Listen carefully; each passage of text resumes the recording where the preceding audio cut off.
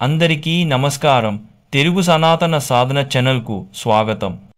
నవరాత్రి 6వ రోజున భక్తులు శక్తివంతమైన యోధురాలు అయిన మా కాత్యాయని దేవిని పూజిస్తారు. ఆమె దుర్గాదేవి యొక్క అత్యంత ఉగ్రమైన రూపాల్లో ఒకటి. చెడును నాశనం చేయడానికి మరియు ధర్మాన్ని రక్షించడానికి సృష్టించబడింది.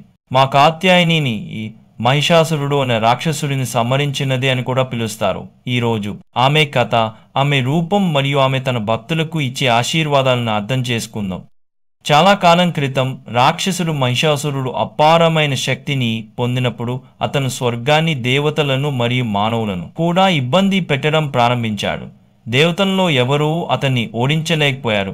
కాబట్టి వారి సహాయం కోసం విష్ణువు, శివుడు మరియు బ్రహ్మ వద్దకు వెళ్లారు. వారి దైవిక శక్తుల కలయిక నుండి ఒక ప్రకాశవంతమైన కాంతి ఉద్భవించింది.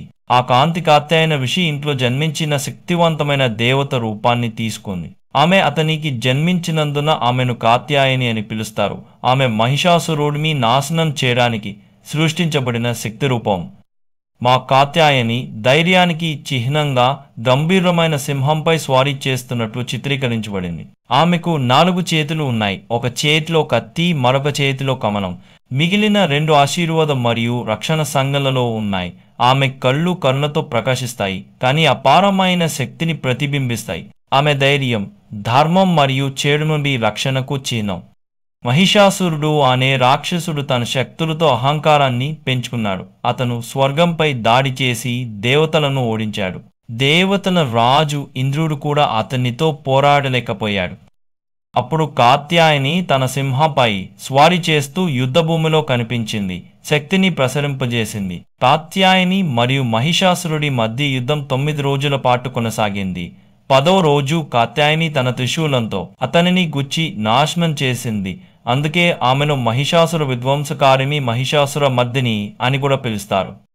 దేవత యొక్క ఈ గొప్ప విజయాన్ని విజయదశమి లేదా దసరాగా జరుపుకుంటారు. మా కాత్యాయని అసత్యంపై సత్యం, చెడుపై మంచి, అన్యాయంపై న్యాయం సాధించిన విజయాన్ని సూచిస్తుంది. ఆమె బలం మరియు ధైర్యానికి దేవత. ఆమెను పూజించడం వల్ల భయాన్ని తొలగిస్తుందని, అంతర్గత బలాన్ని ఇస్తుందని మరియు జీవితంలో విశ్వాసం వస్తుందని భక్తులు నమ్ముతారు.